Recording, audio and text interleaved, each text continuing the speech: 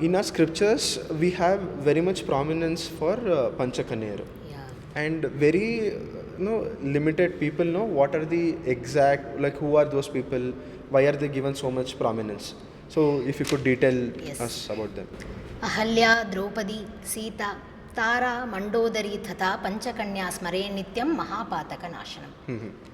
So these are the 5 people: Ahalya, Draupadi, Sita, Tara, Mandodari. I do not want to dive into their entire charitra, which will take too long. There are few aspects which we can learn from each one of their lifestyle. We'll start with Ahalya. What Ahalya shows us is that Ahalya was cursed. She had for an affair with Indradeva. Now our Jagadguru Sri Madhvacharya gives us a nirnaya that though Ahalya was in that spot with Indradeva, Indradeva even occupied her manobhava, that he manipulated her thinking so that she had to have an affair with him. So in this aspect, Ahalya, she realized that she has been in this sinful act that took place. What did she do? In front of the Gautama Rishi who came there, she agreed to it. She was ready to do anything so that she can get away from that sin, that paschatapa that she had. That actually is the great quality that Ahalya shows us, because she has done something. Now, how can we get out of it? How can we get out of it? It is, Gautama Rishi told, you have to be for thousands of years, you have to be lying as a stone. No, you are not converted as a stone. You can't be converted as a jada also. You will be lying as a stone. That is what he told. And she took that sincerely. She did everything. She was very careful that this doesn't repeat again also. And then she got the blessings of Gautama Rishi, and Lord Rama has got her out of the curse also. So the concept in the case of Ahalya, it is the paschatapa that is highlighted, is what I feel. Draupadi is someone, throughout the entire Mahabharata, she teaches us dharma. Yes. As I said before, when the concept of Draupadi came, she kept her Deva Bala in front of Atma Bala. When Ashwatthama destroyed the Upapandavas, those who were lying, actually sleeping, Arjuna goes there to bring Ashwatthama so that he could kill Ashwatthama. First Krishna says, yes, Arjuna, you go on kill. It is Draupadi there who stops and says, never it is killing a punishment to a Brahmana. A Brahmana should not be killed. That is never a Raja punishment. You have an eligibility to kill because you are a Kshatriya, Arjuna, but it is not through killing. So, and then Krishna explains it. Yes, it is not through killing. It is, you humiliate a Brahmana, that is the way, that is the punishment that is given to a Brahmana. Then Arjuna plucks out the gem that Ashwatthama has and sends him out. What I am trying to say here is that Draupadi, throughout the entire Mahabharata, has said as dharma. This is one example. Actually, it should be Draupadi who should be too much, who should have too much angry, who should be too short-tempered on Ashwatthama because all of her sons are killed by him. Yes. But in that aspect also, keeping her temper aside, she has thought of dharma. That quality of Draupadi is what we have to look into. Ahalya, Draupadi, Sita. Sakshat Mahalakshmi is Sita. But seeing the Ramayana, the Katha of Ramayana, the way with her Atma Bala she protected her Sheela, the character, she protected it. Even though she was a single woman in that place, how she protected it and how much she was truly devoted to Rama is a lesson that we have to learn. That character comes first for a woman is something that Sita shows us. Question of Tara is completely different thing. But there is one thing I read about Tara in a book. Pejavara Sripadangalaru, Doddavaru, esteemed him who is not with us today. He has said this in a pravachana, which is written also in a book. During the time of this separation of India, Pakistan and Bangladesh, around 40s to 50s, there were so many women who were raped at that time. At that time, on a national level, there was a decision going on to whether to accept women who are raped again to a normal life by their husbands. This was the question going on. And all these Dharma Peethadipatis were given a chance to offer their own opinion on this. And Pejavara Sripadangalavaru, he says that I have given my opinion in a written consent when I was learning from Vidyamanya Tirtharu. He has also written a consent that quoting the story of Tara, where Balatkara happened. Story of Tara is different from Ahalya, where Balatkara happened, and it is Chandra. But then Tara, again, with the Manobala she had, she lived a normal life. So accepting someone from, though he is being raped, this is only applies to the condition of rape, doesn't apply to the condition of an affair. So accepting someone, even the person is raped, because women are physically weak, men who have imposed atrocity on them, in that case women can be again taken back to their home and they can live a normal life, is something that Tara has shown us. This is actually written in that book where Pejavara Swamigal, he has actually said it in a Upanyasa and it is further written in a book.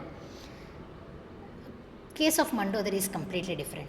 With her Pativrata dharma that she has proven that even though you are in with someone who is completely opposite to dharma, who is day and night doing adharma, if you do your own dharma which is advised to you, you will be placed in a very high position. Today Mandodari is placed in this Panchakanya because she did Swavihita Vritya Bhaktya Bhagavat Aradhanameva Paramo Dharma Tadviruddha Sarvopi Adharma.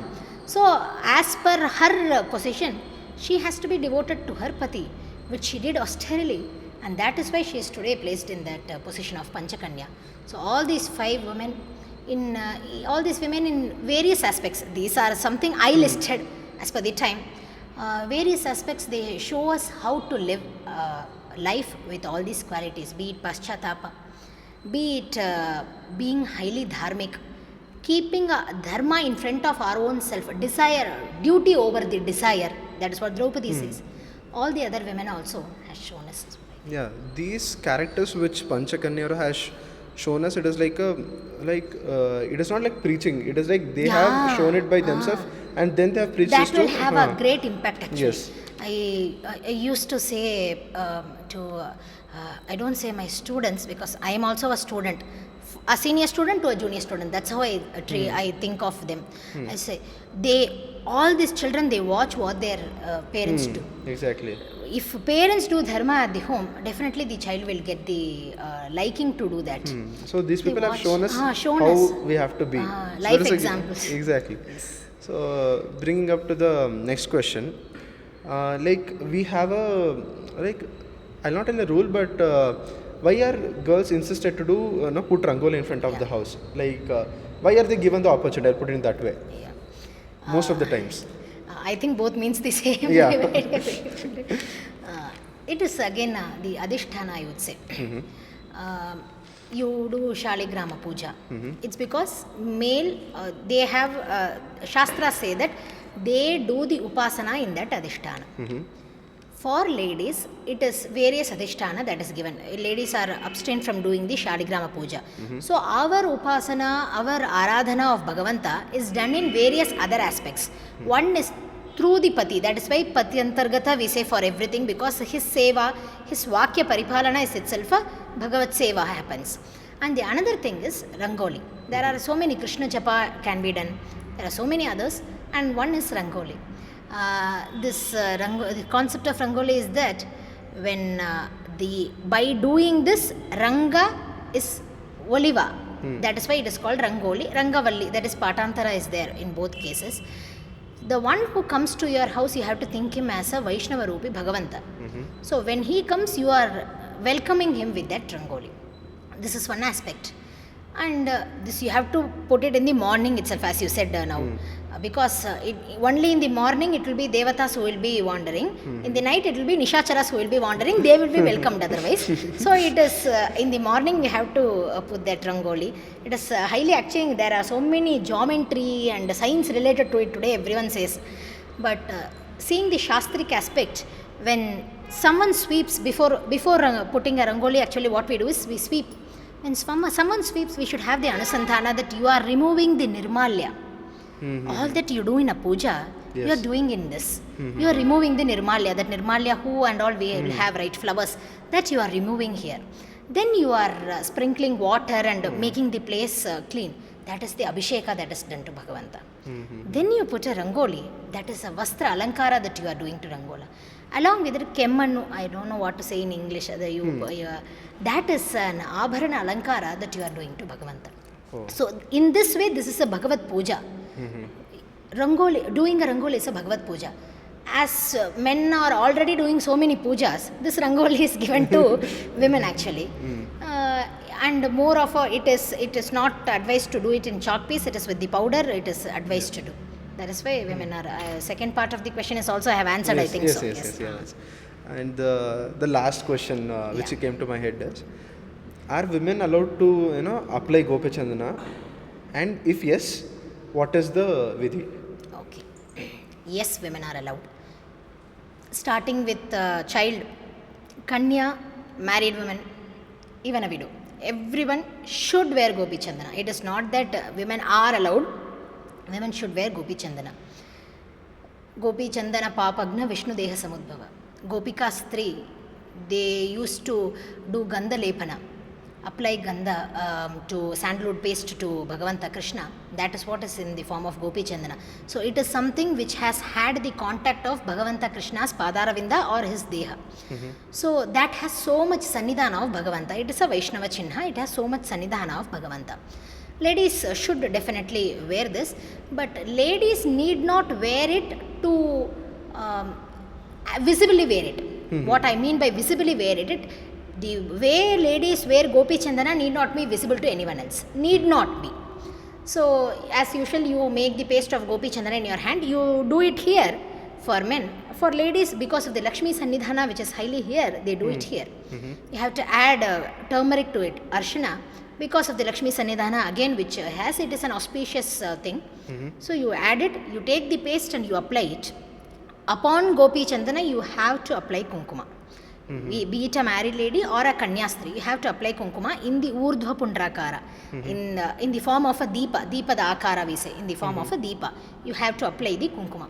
And in Rukmini Shivaja, there is a thing that our Hane Bhara, they say, right? What is written in her forehead, that gets corrected by the Gopi Chandana, which is applied in that urdhva pundrakara we say.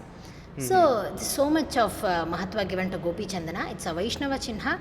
I would say that anyone, just like wearing a Mangalya, if you are married, let the other person should know that you are married. Yes. Like Gopi Chandana also, so many people today are openly wearing what you call the hijab and everything and going. They do not, even for the elitist mall, they will wear a hijab and go. They will not even hesitate. Just imagine us wearing a sari or a dhoti to a mall and going. We will hesitate a lot.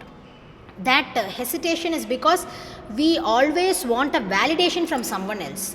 Yes. If we remove that concept of validation, this applies to Gopi Chandana also. Yes. A lot of people, I have seen a lot of people, I was born and brought up in Srirangam, a place where people are known to wear Gopi Chandana and Kunkuma. Those who are in Sri Vaishnava Sampradaya, they also wear Nama. Not with Gopi Chandana, with something else. So, I have seen people who are wearing it and then rubbing off when they enter the college also. So, but we need not have to get a validation from anyone else in what I feel. Because this Gopi Chandana, Kamala Nabhanna Chinnavannu Dharisikondu Mereyiro Yamana Bhattaru Kandu Anji Adavi Seruvaru. Yes. Even for a Rangoli, that is said, in those house where there is a Rangoli on the hostelu, Yamaraja will not enter the same. Yes. For the previous question you asked. For this also the same. So that's where an auspicious thing, that's a Vaishnava Chinha. Proud of a Vaishnava. We should be proud that we are a Vaishnava. We should be proudly flaunting it. Today, flaunting a relationship has become so prominent that there is no flaunting of the culture has become very rarely seen today.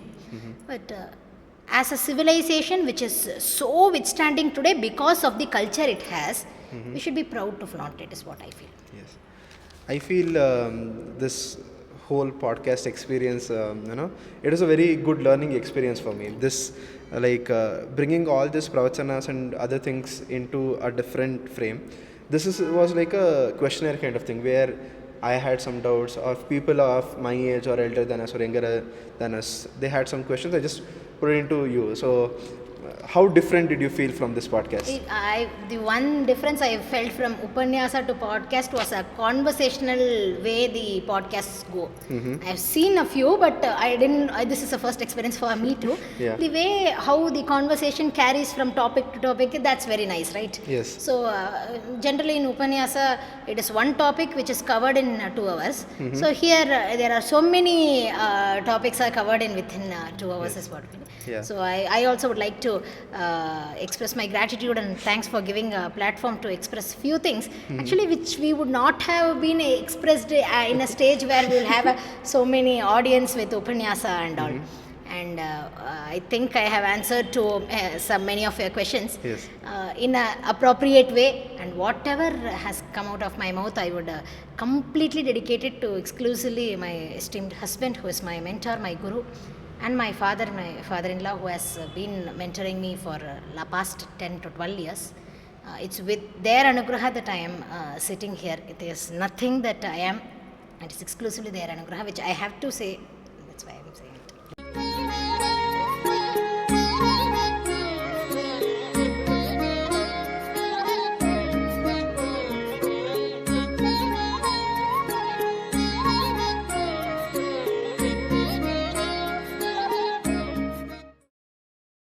ಅದು ಮಧ್ವರ ಹೃದಯದಲ್ಲಿ ಉಡುಪಿಯಲ್ಲಿ ಸಿಗುತ್ತೆ ಎನ್ನುವ ಏಕೈಕ ಕಾರಣದಿಂದ ಕೃಷ್ಣ ದ್ವಾರಕೆಯನ್ನು ಬಿಟ್ಟು ಉಡುಪಿಗೆ ಬಂದಿದ್ದಾನೆ. ಇದು ನಮ್ಮ ಆಚಾರ್ಯರ ಮಹಿಮೆ.